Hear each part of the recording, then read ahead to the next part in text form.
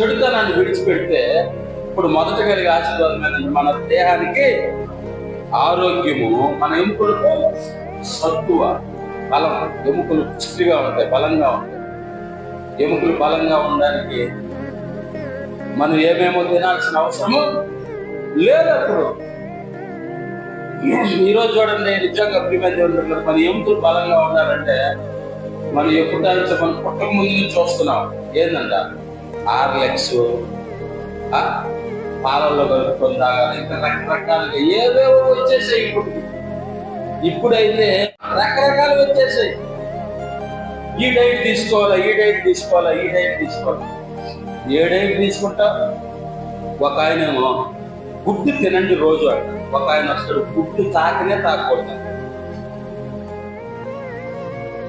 ఒక ఆయన అంటాడు మాంసం తినండి అంట, ఒక ఆయన మాంసమే తినపాకన్నా.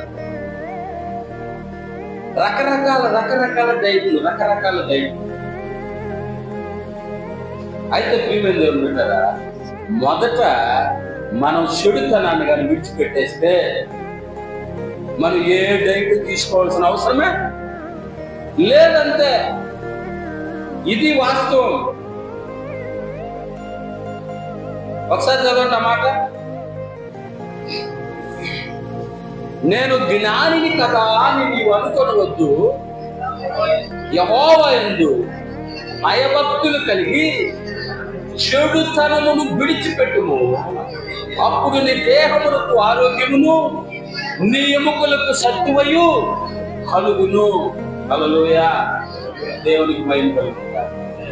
ఈ డైట్ చేస్తే చాలు. వాస్తవానికి నిజంగా ఈ డైట్ చేస్తే చాలు. ఇక్కడ చెప్పబడిన డైట్ దేనికైనా వర్తిస్తుందంటే, నువ్వు లావు అవ్వాలన్నా, సన్న అవ్వాలన్నా, ఆరోగ్యంగా ఉండాలన్నా, ఎముకలు సత్తువ కలిగి ఉండాలన్నా, ఏ దానికైనా ఈ డైట్ ఫాలో అయితే చాలు. మనం ఈ డైట్ వదిలేసి, ఎందుకంటే ఇది ఫ్రీ కదా.